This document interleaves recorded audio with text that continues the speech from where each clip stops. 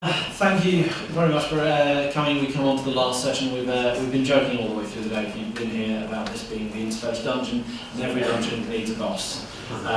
So we are delighted to introduce Head of Strategic Content at Sony Computer Entertainment, Indie Champion, and someone that you probably all know already, Mr. Shahid Ahmad.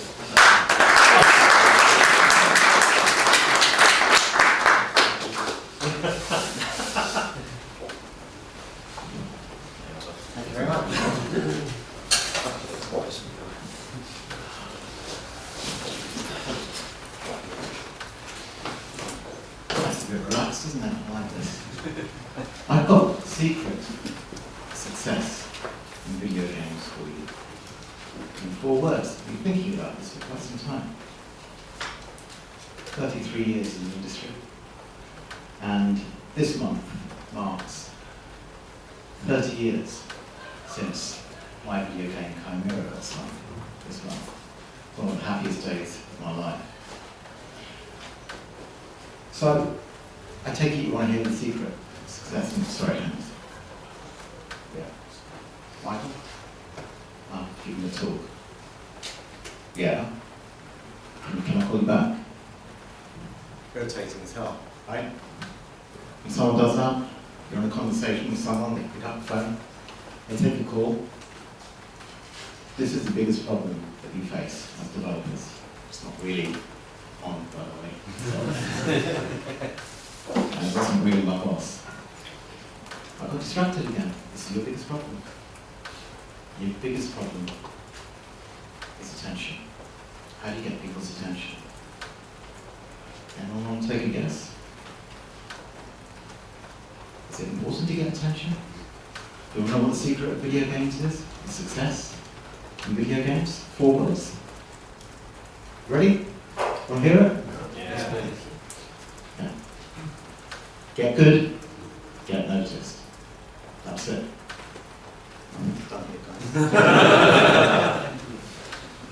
So, a little story for you. True story. I kind of rearranged the sequence a little bit for dramatic effect, I hope you don't mind. So the other day, went downstairs, 4:30 AM, got this blasted phone, had a look, keep it downstairs. The idea is, it doesn't distract me at night. So the first thing I do when I wake up at 4:30 is check my phone. Tons of notifications. Text from my daughter, sent late at night, text from my sister, a few direct messages on Twitter, I've got my Facebook notifications, I've got emails. Okay, you know what, I'm going to be sensible, I'll do some prioritization. Oh, direct message from someone. Have a look. Oh, take a look at this link. Maybe later, no, come on, I'll have a look at it. Click it, go into YouTube. Now it's 4:45 and I've done absolutely bugger all. That's what you're up against. That is what you're up against. That's your challenge. So, off to the shed I go to. Get productive, do some real work, get my laptop out, work on my goals, work on my gratitude list. Yes, I keep a gratitude list. And then, oh man, I've got to check that email. I really have got to get through my email. Of course, I've read Morgenstern's book. I don't know if anyone's familiar with it. Never check your email in the morning. Try doing that? Yeah. Trying to tell a drug addict to stop taking drugs. It is not easy to stop checking your email in the morning. I lasted about half an hour conservatively. So I checked an email, and it made me upset. Suddenly, my attention was shifted from my goals onto a problem that had no right to be in my life at 5 o'clock in the morning. But I addressed the problem and I felt good about myself. Problem solved. Move on. So I go through my day, all of my plans about hitting my goals and so on, out the window. Get to the office, get onto a Skype conference call, video call with somebody. It's a good conference call. I like speaking to developers. It's probably the best part of the job. That's definitely the best part of the job. Hearing their passion. And then convincing them they can work with PlayStation. How much better does it get? So I'm off the Skype call, back to my laptop, Control Alt Delete. Okay, what have we got here? 10 new messages. Okay, let's do a quick triage. Some of these are important, some of these are not. You know what? I'm going to go out for a vape, get my iPhone out, go to the lift, start soullessly scrolling through my tweets. And then another message comes in, oh, let me hit that. I'm in the lift, lose connection, I'm getting irritated. After the lift I go, start looking at some YouTube stuff, vaping away outside. I still haven't done the work. This is the problem. But a bigger problem is texts that I missed from my sister. Because it's now 11 a.m. and the text from my sister said, our uncle called this morning saying that our aunt has died. Now, this is the cost of allowing continuous partial attention to take over our lives. Well, what the hell has this got to do with video games? Well, in the old days, companies like PlayStation didn't have that many competitors. Full of hubris, we thought we owned the world. And in the video game sense, we kind of did. So we strutted around, I wasn't at PlayStation at the time, of course, but incredible hubris, incredible arrogance. And it was not a great time for developers, because how do you break into a system with a monopoly like that? But the great thing was that if you managed to get a game onto PlayStation, it was a success. You were going to make money. You don't really have conversions to do, you didn't have to worry about other formats, you didn't have to worry too much about people's attention. But now, look what we're up against. Anyone here use Twitter? Put your hands up who use Twitter. Anyone here use Facebook? Put your hands up who use Facebook. Instagram? Pinterest? Email? Who's got more than 100 unread emails? Now, that is your customer. And your customer uses more. Your customers are young as well. You know, they're on Snapchat. They don't use funny stuff like Facebook anymore. There's probably something newer and cooler than Snapchat that I'm not aware of, that they're now pushing to the forefront of the social world. And so how do you compete with that? How do you capture somebody's attention? So let me start by the first component of that success story. So, get good. How do you get good? Do you think it's important to get good? Anyone here think it's not important to get good in order to be successful in video games? It's okay if you raise your hand. You know, we can argue about it later. No? Right. Definitely important to get good. What does getting good mean? What does that mean in 2015? Why does it even matter when your biggest problem is attention? Let's talk about a few people who got good. Anyone heard of Mike Biddle? Yeah? So, there are a lot of people who give Mike Biddle a hard time. I'm not going to spend too much time talking about people who give Mike Biddle a hard time, except to say that what they don't appreciate about Mike is that he plied his trade for a very long time. A long time. Over 6 years of hard work before he made an independently produced video game, Thomas was alone. Beautiful creation. You know, is it a low poly game with some voices? No. It's a story about friendship. And it's wonderful. There are people who are not in the typical core audience who love this game, still talk to me about it today. But he plied his trade. He decided that it's important to get good, and subsequently became very, very good at what he does. Now he's working on Volume. Wonderful game. And some PlayStation, of course. Another independent video games producer I'd like to talk to you about. Hello Games. You heard of them? Working on No Man's Sky, that little indie game. Not quite. So the team at Hello Games have AAA experience by the bad word. They plied their trade for year after year after year before seeking their independence. For them it's important people to understand that a small team could produce immense quality. And then I thought I was good as well. Props. I wasn't. I read this post by a brilliant designer you might have heard of called Liz England, games designer. Anyone heard of Liz England? She wrote this incredible blog post about the door problem. Who knows about the door problem? I'll show you something. I will get a prop out actually. Or you could just Google it if you don't know about it. But the door problem essentially takes the idea of game design and explains it to a layperson in a way that makes you go, ah, there's a lot more to game design than I realised. And it is actually a trade. And it's hard work. Those are some of the questions that you need to ask if you were a game designer. So, I guess it's really important that with independent games development, it's not just about being yourself. You have to become yourself before you be yourself. And becoming yourself takes time. It means you must apply your trade, learn your skills.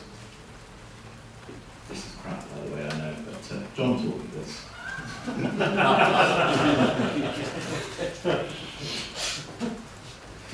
So I'm going to talk about the problems that developers face. A lot of problems. He's taken notes, isn't he? I'm right, losing the building. Oh, I tweeted it something. So, anyone heard of Future Lab?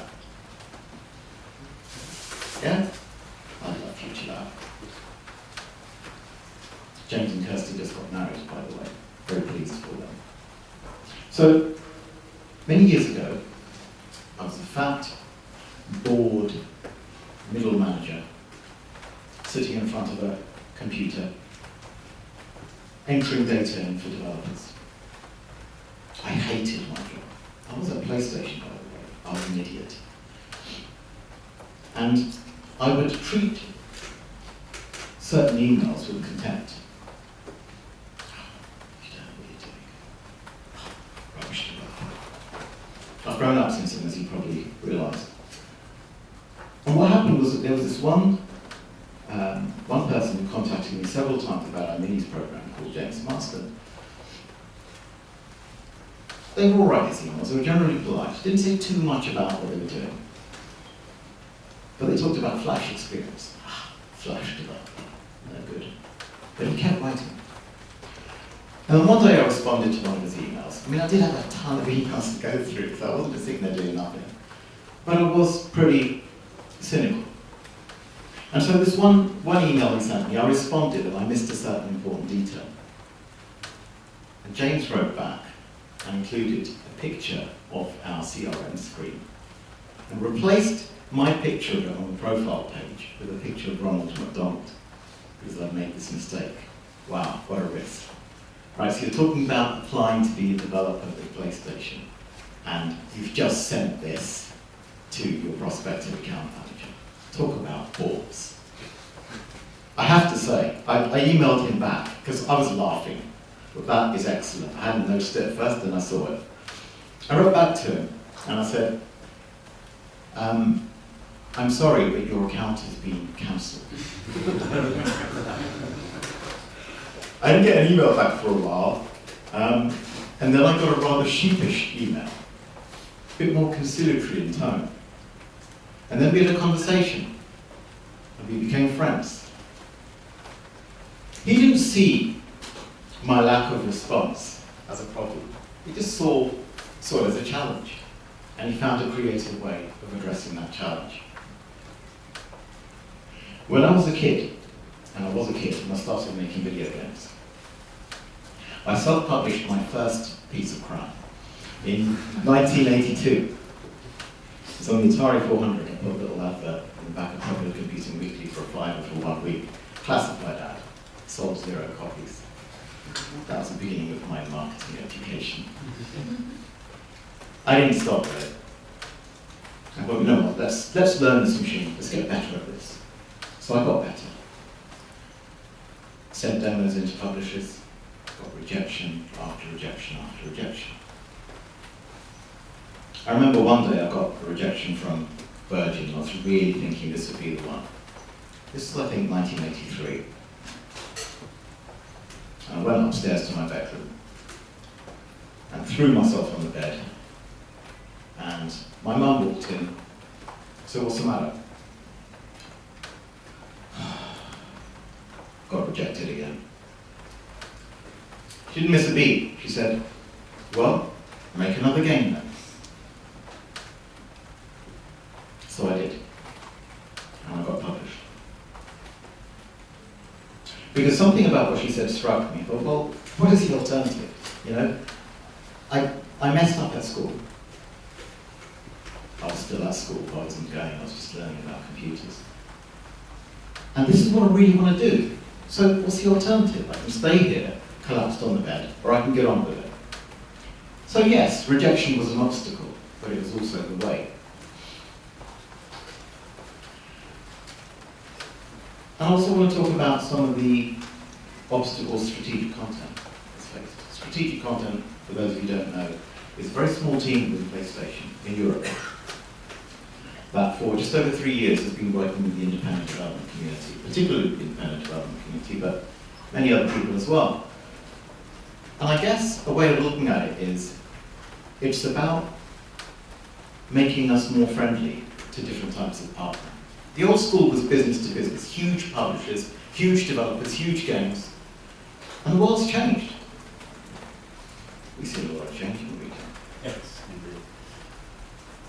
A lot has changed. It's not about trying to get huge amounts of money, but that would be nice, and making a huge game at huge cost and huge risk, taking huge amounts of time for a huge publisher, put a huge marketing budget behind to push out in a huge way. That's one way, but there are so many other ways.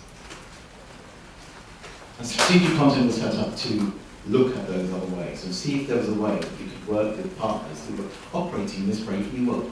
People who would rather choose Steam or iOS or a million other platforms. Anything but PlayStation, because PlayStation was unapproachable, unfriendly, unkind. And that was the most painful thing for me. I asked developers,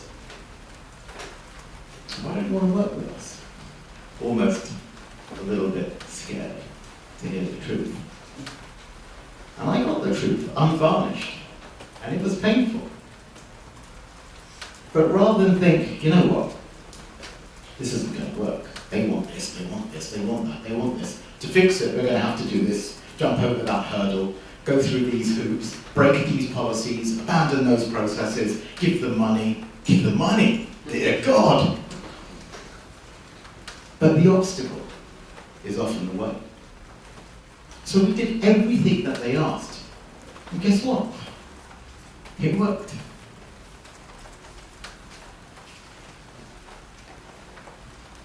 I'd like to talk to you about some developers that I really admire. We've gone through some difficult times. First of all, Jasper Byrne. Anyone know Jasper Byrne, creator of Lone Survivor? No, you should do. You get a prize. No, you don't. There's a option there on PlayStation. So, Jasper worked on a game called Lone Survivor on the Vita.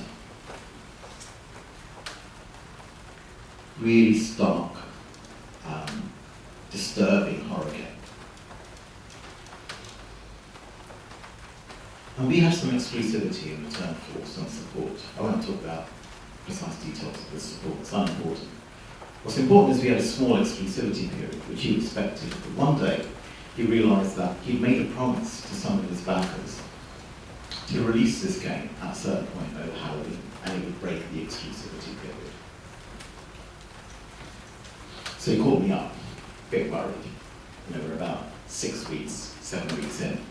And he explained the situation. He said, look, I know what the contract says,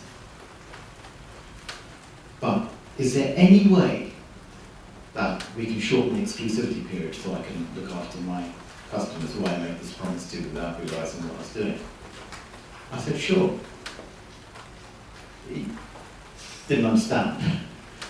I said, sure.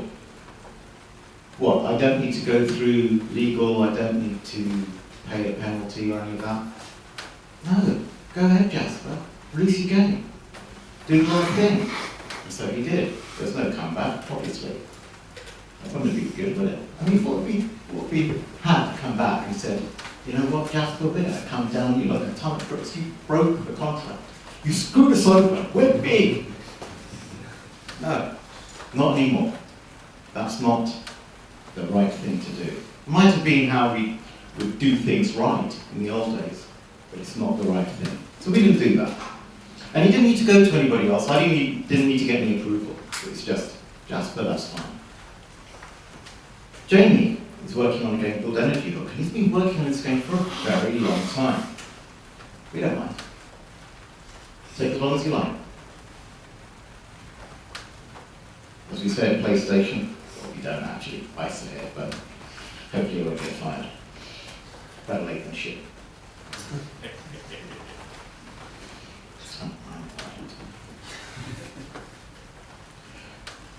So he got in touch with us, Jamie, and said, those guys at Redmond got this thing coming out, and I'd really like to make a game for it in time for their store. Okay, tell me more. Well, if I do it, I might make some more money. So you won't be working on our game, right? The one that we're actually funding. Correct? And you'll make money through this opportunity. Yes? Go ahead and do it. Now, Ben Kachura at Polygon couldn't believe it when Jamie told him. I didn't think Jamie was going to tell him, by the way. I thought it's just going to happen. But he did. Credit to Jamie. And Ben got in touch and said, yeah, no problem. What would be the point in having a developer start? How will that serve the ecosystem? And finally, I want to talk about a much larger developer. It's got a lot of experience with some of the bigger publishers. Hopefully I'm not giving too much away. We were at a really difficult point in the negotiations for a particularly important game. And I thought we were at an impasse. So I decided to head down to the studio, and I said, look, I think we can work this out. And I'm not leaving until we do. So he went to a pub. I don't drink, by the way, so there's a pretty sober discussion. At least I was sober. And they made plain their concerns. I looked them in the eyes and asked them exactly what it was they were scared of.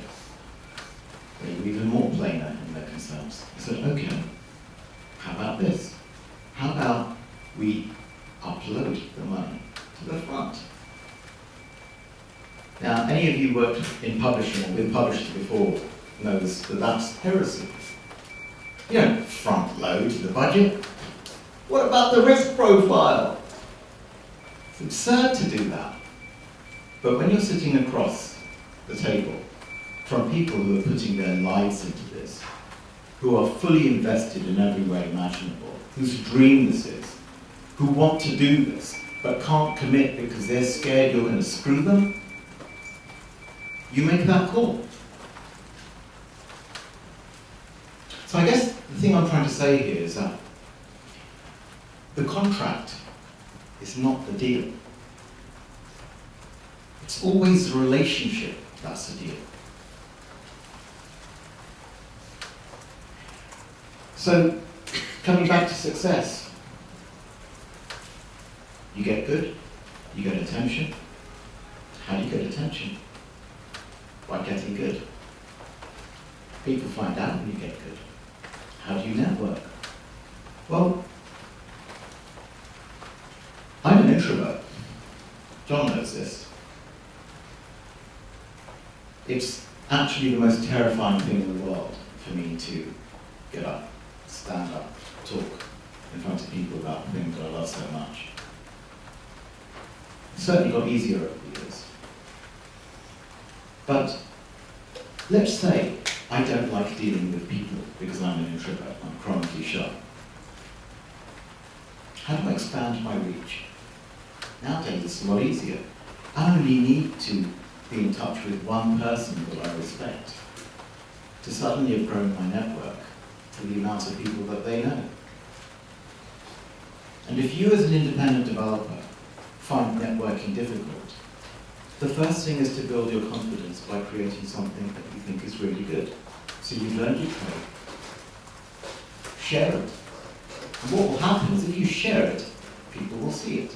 You don't even have to share it with specific people. You can just upload it places. You can put YouTube videos up. You can send links out. Just start talking to people online without any visibility at all. The point here is that you will become visible if you are good. And even for introverts, it doesn't take a lot of effort. The reason I talk about introverts is because as many as 2/3 of the population of the US are actually introverts, which for the most gregarious nation on the face of the earth is quite a surprise, but it is true. And I suspect that that proportion is higher in video games. And so this is a really important problem. I know a lot of people have a great deal of difficulty in networking. Networking isn't going to parties, rubbing shoulders. I don't drink, I'm an introvert, so I'd be screwed, right? But it is possible. If you do the thing you love, if you love the thing you do, if you keep doing it, sooner or later you're going to bump into people who are good at it, who are like you.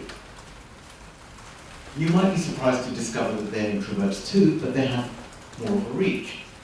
If your work gets exposed to them, you're going to enjoy the benefits of that reach. That's how networks work.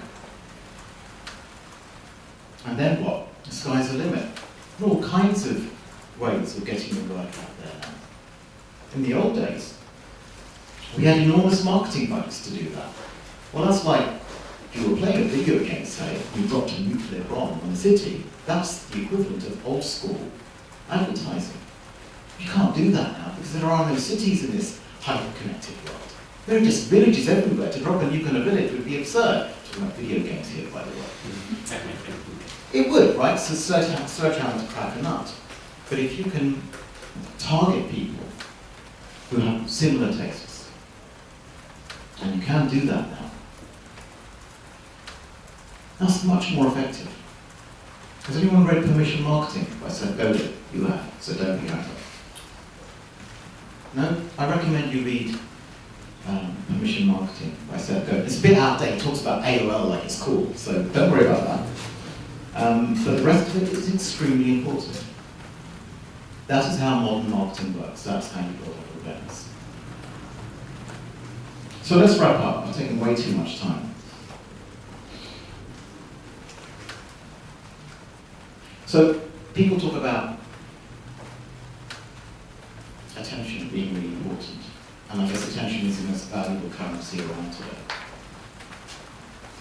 So there's no point seeking that attention until you become really good. People confuse being good with being themselves. You don't get to be yourself until you become yourself. And to become yourself takes time. Apply your trade. Do what the Beatles did. The Beatles played in Hamburg forever. Gig after gig after gig. And as Gladwell puts it, 10,000 hours. They did their 10,000 hours. And suddenly they were the greatest rock pop band the world has ever seen. So, become yourself, and then be yourself. And then, persist. No matter what. If this is what you really want to do, persist. The obstacle is the way. It's a book by Ryan Holiday, by the way, which I also recommend that you read. And finally, the contract is never the deal. The relationship's the deal. Work on your relationships. Work on your networks. Even if you're an introvert, there are ways. If you're good enough, your reach will expand. You will reach the right people, and you don't have to do it in an old school way. You will succeed. Thank you.